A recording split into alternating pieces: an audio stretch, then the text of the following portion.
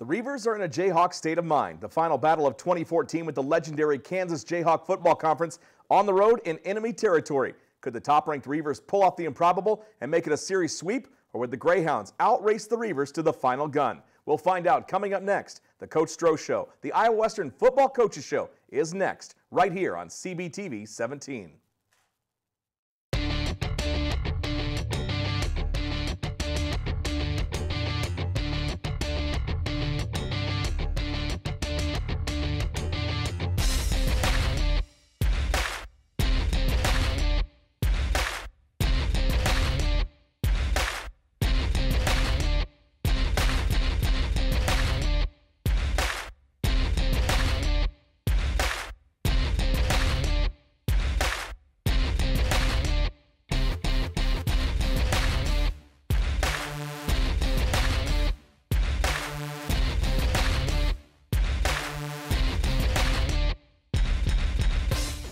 Well, you want to be the best? Beat the best. A saying that's been around at least as long as head coach Scott Strohmeier has. That's what happened last week. The Reivers knocked off number 4 Hutchinson, and the pollsters took notice, ranking the Reivers number 1 all by themselves for the first time this season. I'm Jake Ryan, joined by the head coach Scott Strohmeier. Coach, if there were ever a truer definition of a trap game, I think that this week's game against Fort Scott definitely was it. You come off a top 5 win, you go on the road, and you get number 1 ranked all in the same week. Talk a little bit about what you say to the guys to try to keep them focused. There was a lot of things that went right for the Reivers last week. How was the week of practice, and how do you keep the focus when the end of the season is so near in sight? Well, I think that's the biggest challenge, and you know, we talk about it and try to put it into perspective for them, but you know, it's tough. It is an emotional week last week, and coming up with a huge win, and then you go into a game that you're supposed to win on the road. There's always going to be a little bit, and it's you know, it's been 10 straight weeks now, or you know, 9 going into last week and going into our 10th. It's tough. I mean, 18, 19-year-old kids keeping their focus, but you know, now the big thing is what you got ahead. You know, I mean, if you can, you take care of business, and it's, you know, the things that you've been wanting since you played football to be in a game like that. So hopefully that's enough to motivate them, but we got to do a better job, you know, to keeping their focus for the remaining. Well, the Reivers at 9-0. They head to Prairie Field in Fort Scott, Kansas. Let's take a look at the first half highlights as the Reivers number 1 in the country, but they'd be taking on the number 1 running back in the country in number 5, Devin Taylor, for the Greyhounds of Fort Scott. White-black combo for the first time, and the Reivers would take the opening kickoff. Rico Gafford would field it at the goal line, and then on his way back up the field. And one of these times, Coach, he's got to break one. Gets out to the 35 here. Pretty good return. Yeah, he's right there. We're close. We're a block here, a block there from making it. And then a defender trying to keep up with Taj Williams, a pretty hard thing to do. And Taj goes the distance, 61 yards, and we were thinking, all right, here we go. Is exactly what I was thinking. You know, we ended up scoring right away, and defense coming out playing, you know, pretty well in this first drive. Well, a lot of passes, a lot of runs to Devin Taylor on the day, the first one there, and then the first incomplete pass of the day. You guys get the ball back, you're thinking, hey, why couldn't we go down and score again quickly? You did it on the first drive, and that time it's Tay Bender that passes to Anthony Anderson. It was complete, but only for a yard, and then you're going to take a big chunk here, but incomplete, out of bounds. Yeah, you know, not the way we wanted our second drive to go, and you know, we had an opportunity, but had to punt it away. Mark Walbridge, their quarterback, speedy guy, finished, I believe, 7th place in the 1,600 meters in high school, so he's got some wheels on him. A long drive, to say the least, here for Fort Scott, as they just keep taking chunks of clock off, and then the field goal attempt, and they put it up and good through the high school uprights at Prairie Field. Well, big stop. It was a 17-play, 9-minute drive they had there. And you guys only give up a field goal, so bend but don't break, 7-3. Here's a pass intended for Alex Reed on the outside. That one knocked down at the line of scrimmage. So another turnover, a little bit of razzle-dazzle here. And as razzle and dazzle as it was, it only picked him up 5 yards on the play. Yeah, I mean, the receiver was supposed to be going vertical, and he ended up just stopping. They got a play, but their game plan was to feed number 5 and use the whole clock every single play. Well, they look to pass downfield here. Walbridge looking. He'll throw to the end zone, and this one is intercepted by Charlie Rogers. A little collision in the end zone. I'm not sure that I thought they were going to come down with it, but Charlie Rogers had a heck of a day. He did, and that was huge. You know, again, they were driving the ball. I think they had a 12-play drive there, and we ended up stopping them with no points. Long pass from Zach Martin to Taj Williams, complete. And then a little bit of a tip ball, and this one picked off, the first of 2 on the day, by Landon James Wilson. Well, I'll tell you what, that's kind of the whole thing, a game like this, and we're not capitalizing on some things, and some bad things are happening. We're giving these guys more opportunities to stay in the game. Well, you talked rally to the football. That's what they did there as Devin Taylor changed directions. Here's a little pass thrown out to the flat. Again, incomplete. You guys get the ball back again. Yeah, and there we had a little play action pass, and they tackled Alex Reed on his way to give us a first down. Here's Bender across the middle. That one incomplete, in and out of the hands of Alex Reed. And again, into double coverage, but a good ball. Alex probably should have caught that one. Yeah, it was there. I mean, we were actually trying to get over the top of them, was the one we wanted to hit, but they took that one away. That one a fumble. Their backup quarterback Braxton Ross hit as he was looking to throw a fumble, but it rolls out of bounds. Unfortunate for the Reivers, and you get another chance to come out after forcing another punt. We haven't done much offensively to this point besides really the one play, and we had a couple turnovers, but it was a good one by Tyus here, getting open in the middle, and here we are driving in territory. He's a heck of a weapon out of the slot, isn't he? He is. He's as good of a slot as he is a tailback. Alex Reed gets inside the 5-yard line, and we're thinking, all right, here we go. Another score perhaps, and then a snap a little bit wide. Tay looked like he was going to fumble on it. Then you guys looked like you had another opportunity, yep. And that one just gets into the hands of James Grizzle. What a football name that is, and guess what? It's Fort Scott that takes over again. Well, and the defense is playing so well. We've been fortunate, but offensively, it just seems like you're driving it, we throw an interception. We're driving it, we have a bad snap, fumble it. So we're lucky that the defense has given us some good position. Now we miss a protection and get sacked. And again, they come out after Tay got a back of the. He's going to have to tuck his shirt in tighter or something, because that was a shirt tackle very cleanly right there. That drive ended with about 30 yards, but the wrong direction for us offensively. A first half, you're not down at the half, but it didn't feel like things were going right. The first half in the books, a 7-3 lead for the Reivers. A lot of dark side on the field and not much Reiver O. We'll see what the Reivers talked about in the locker room at Prairie Field in Fort Scott when we come back. More Coach Stroh Show right after this on CBTV 17.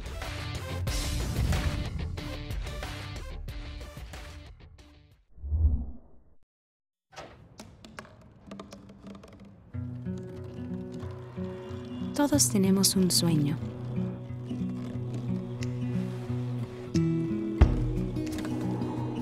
El mío era ver el océano. Y con un poco de ayuda, lo logré.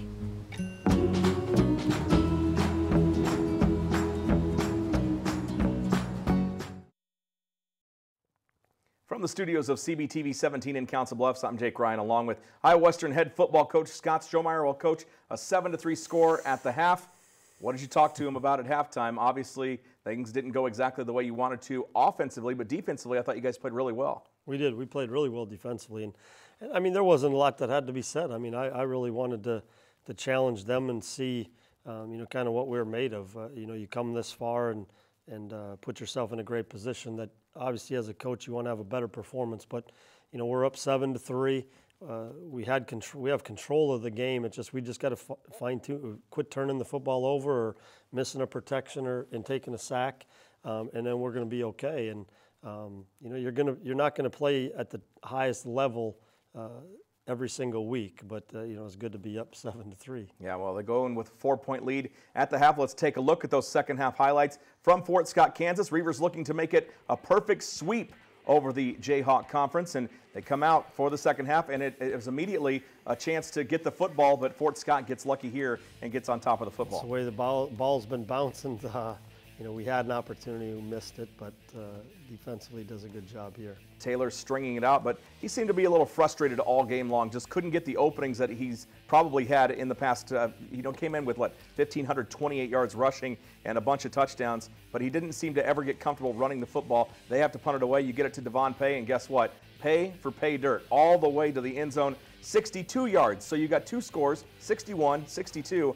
That one, again, the breakaway speed of Devon Pay it surprises me every time I see it. Yeah, he can run. You give him a crease through that initial front, and he's got a chance to go, and he's big, strong, and physical. Mark Walbridge, the quarterback, with the quarterback keeper, is his team down 14-3 now. He'll go and try to scramble outside, tries to turn the corner, but guess what? Ford Howell's there, and also John Swisher on the play to push him out of bounds. Reivers get the ball back, quick into the middle to Andrew Davis. Nice pass there from Tay Bender. Yeah, you know, I mean, we had a good start, and then we had a penalty, so it puts us back, and now we're in 2nd and 10. Again, feeling pretty good. Have an opportunity here. We probably could have got a first down with our check down, and Taj almost comes up with this one as well. But again, sometimes we just gotta keep the drive alive instead of trying to do too much. Here's they want a safety, the Reivers do, and you don't get it. But right on the goal line, they're going to go for it all on the first of 2 plays. And it just seemed that the quarterback just didn't have what it took there as far as the touch goes. And then they snap the ball over the punter's hands. It hits the upright, and you go up 16-3. So a little bit more breathing room. And then Devon Pay on the free kick, he almost breaks that one as well. Yeah, I'll tell you what, I was a little bit nervous when they punted it because he hasn't caught a lot of punts for us. But he ended up picking up, getting a good gain. I'm feeling okay. We're getting it back in. Devon here had another nice run there, and we're in a position here and just make him, we make a mistake. Yeah, what happened on the play? An interception, obviously, in the back of the end zone. No Reaver receivers there. Well, and the receiver adjusted his route, and that's where the ball should have probably been, and he was thinking he was going to stay in vertical. And regardless, those are things. It just seemed like, okay, it's one of those days again that we're not just in it mentally. You force Fort Scott to punt, but a roughing the kicker penalty gives them the ball back. I wasn't so sure about the roughing the kicker. I thought that the Reivers were blocked into their kicker, but either way, it goes the wrong way. This time it's Devon Pay as you get the ball back again. And again, just down the sideline, very patient runner, picking his spots and another big chunk of yardage. Huge, riding it on his shoulders, and got to probably keep getting him in and feeding him. And here we are again, great position. Make a mistake in a coverage recognition and give them the ball back. Looked like the ball was intended for Reed Bonner there, and the ball straight into the hands of the defense on that one. Yeah, again, it just seems like we're doing everything to try to just keep it close here.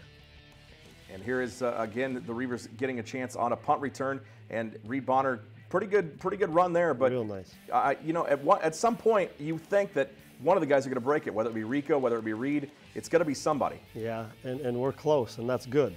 That at least we're in that position. Anthony Anderson tripping over Andrew Davis there, or otherwise he would have had even more. And here's a blindside shot on Zach Martin. What was his health after the game?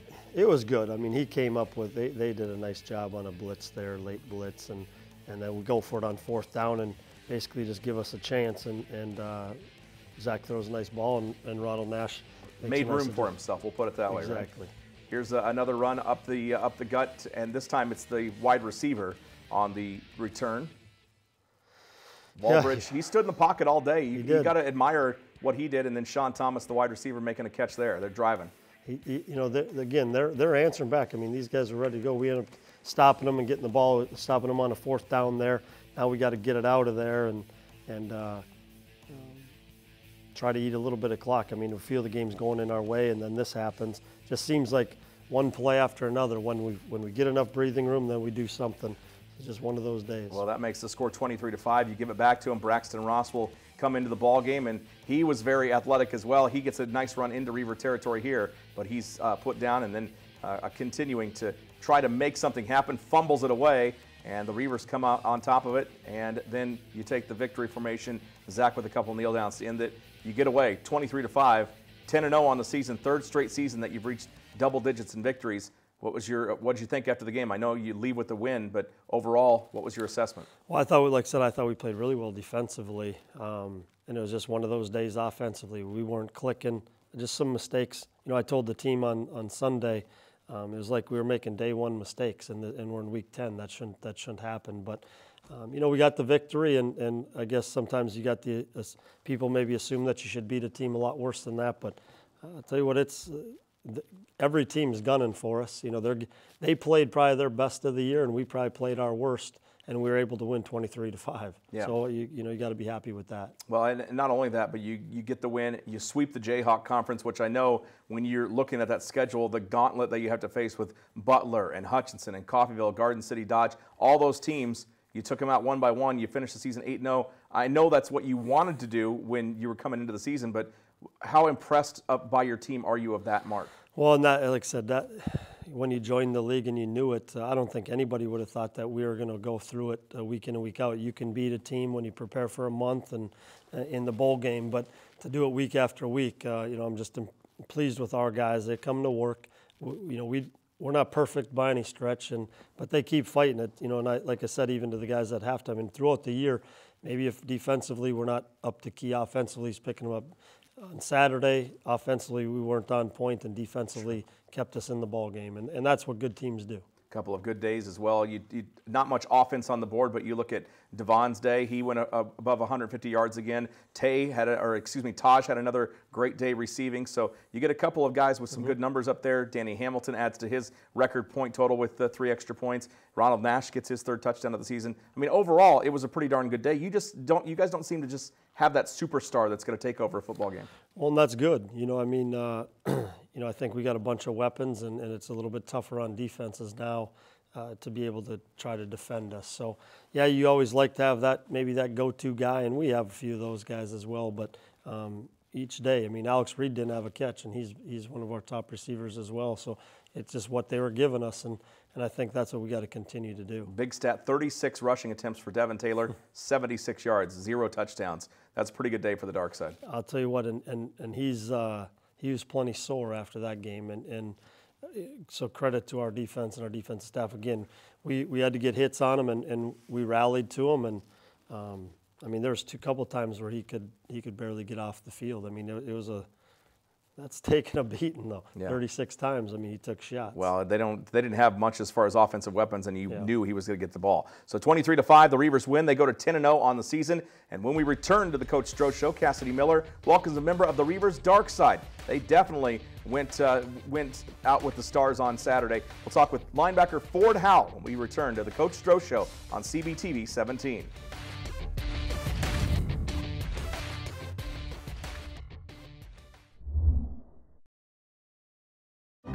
You make me wear my bike helmet. Taught me never to run with scissors. And to follow the swimming rules. You tell me to stay away from drugs. To always buckle my seatbelt. So why do you keep a loaded gun in your drawer? How safe is that? You asked them to follow some safety rules. Now they're asking you.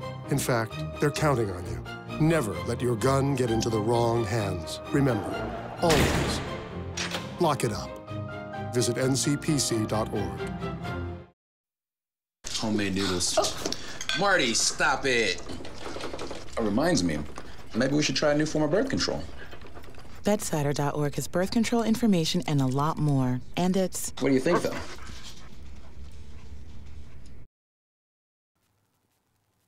The Stroh Show continues here on CBTV 17. I'm IWTV student Cassidy Miller, joined by linebacker Ford Howell from Memphis, Tennessee.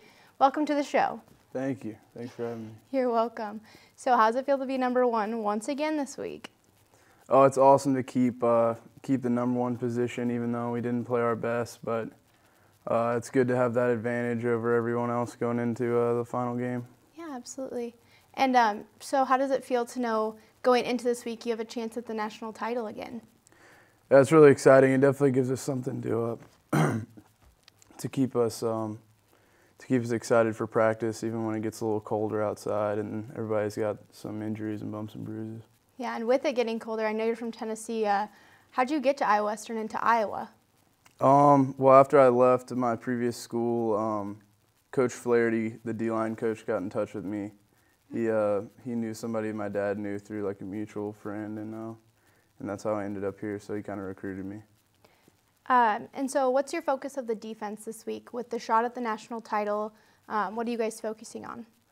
We're focusing on stopping the run again. They have a similar offense to the team we just played, and we played pretty well. So we're gonna try to keep that up and stop their run game and just keep it going. Yeah. And this last game, how did the defense kind of step up for that game with how well their defense and their offense was playing? What did you guys do to step up during that game? Yeah, their defense was also playing well. Though we didn't get as many points as the offense usually gives us, which is usually makes our job pretty easy. But we knew it was on us, so we did some good things and forced a safety and did some good things on defense and held them in check pretty well. Yeah, and with this week coming up, how are your nerves feeling? I know this is your first year playing for Iowa Western. You redshirted last year. What are you feeling? Well, I'm excited. I kind of got thrown into the Kinney Cup rivalry and stuff, this thing, and I didn't really know much about it, but it's really exciting. It's a really big deal here. And then you add on top of that the national championship chance on top of that. So it's a really big game, really exciting time. And with the end of the season coming up, what have you taken away from this year? I enjoyed playing on the team a lot more than I thought it would. I thought we just kind of came together as a team really well, and that's kind of what I take away is just friendship with all those guys, and I think we came together as a team really well and play really well as a team now. Yeah. And do you think your offense and your defense has a really good relationship with each other? Yeah, we definitely feed off each other. If defense is making big plays, then offense will do the same, and the other way around. If one of us is playing well, the other one gets excited for that and feeds off that. Yeah. Are you excited for this winter here in Iowa? I'm a huge duck hunter, so I'm pretty excited for that. Yeah. Well, yeah. Stay warm. I know Tennessee's a little bit warmer. Thank you so much for joining us this week. Thanks. You're welcome, and good luck. Thank you. Thanks again for joining us, Ford, and good luck on Saturday against the Tritons. There's linebacker Ford Howell. Coming up after the break, Jake Ryan and the coach are back to talk about this week's battle for the Kinney Cup. We'll be right back.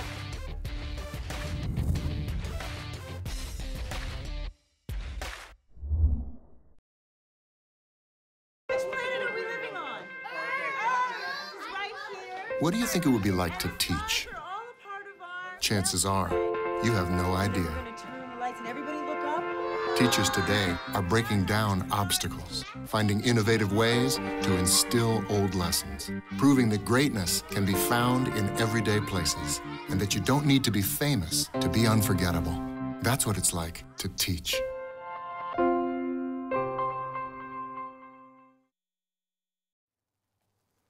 Our final segment of the Iowa Western Football Coaches Show, Jake and the Coach, back to wrap things up here on CBTV Channel 17.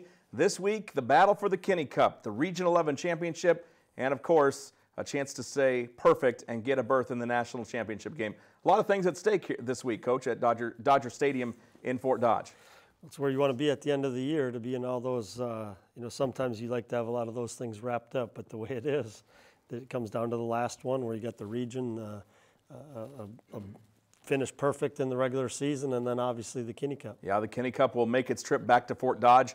You took it there last year as well, but it came right back on the bus. I would hope that is what you have in mind for this time as well. The plan is to bring it down there and to bring it back Saturday after the game. Well, tell us what you know about the Tritons this year. They come in fresh off of a home loss to Garden City. Garden City got 2 late touchdowns. They were leading in that game. They would have been riding a winning streak into this game, but stumbling late. What can you tell us about your conference rival? Well, I know defensively they're better than they've been the last couple of years. So, I mean, they've upgraded some talent on the defensive side. Offensively, they've changed, again, the schemes of what they're trying to do. They've steered away from that veer offense that they started to run last year? They steered away from that. They're doing a little bit more of the traditional spread stuff and a lot of things that they did when they were under center. But they've had some struggles offensively. They've been putting the ball on the ground a little bit, and hopefully our defense comes ready to go and we can keep it going, and offensively we can kind of get back on track. But, anything can happen in a rivalry game. I mean, that's why you got to prepare, and it don't matter what the records are. Throw them out, and our guys know their guys, and so it should be a fun atmosphere. Well, 5-1 all-time against the Tritons now. That's pretty good, considering that the first game that you ever played in 2009 was a 42-28 defeat to the Tritons. But since then, it's been all Reivers. We forgot about the first game. I just like to remind you every once in a while. That one's long gone, but no.